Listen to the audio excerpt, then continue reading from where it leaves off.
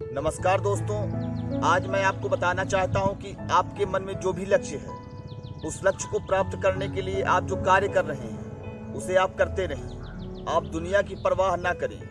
हमेशा याद रखें कि आपके कर्मों का फल देने वाला ईश्वर है। ईश्वर कह सकते हैं या नेचर कह सकते हैं या प्रकृति कह सकते हैं। आपके कर्मों का फल प्रकृति देती है। यदि आपको ऐसा लगता है कि दुनिया के लोग आपका साथ नहीं दे रहे हैं, तो इस गलतफहमी में मत रहिए।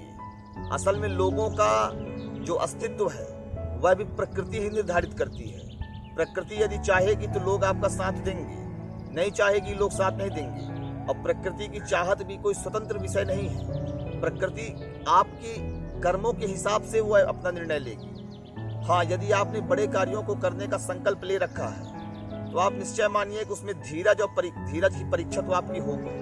वह शीघ्र ही आपको प्राप्त नहीं होगा।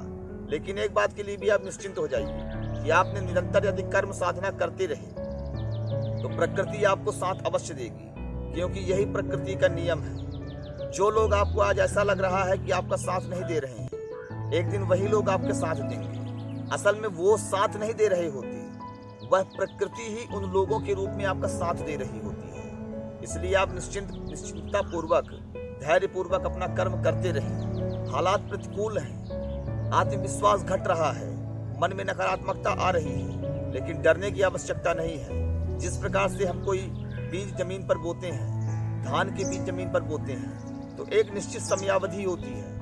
न तो वह उसके पहले पक सकता है, ना उसके बहुत बाद पकेगा। वह एक निश्चित समयावधि में स्वयं ही पकेगा। तो वैसे ही आपके कर्म है।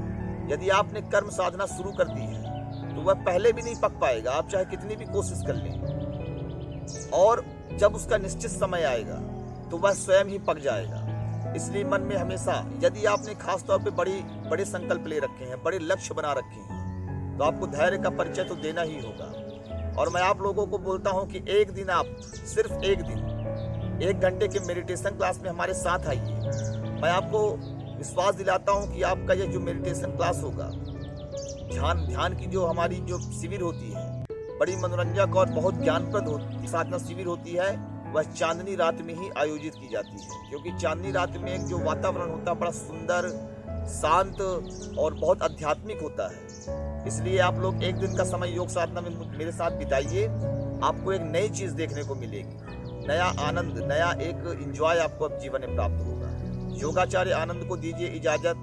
जय हिंद, जय भारत।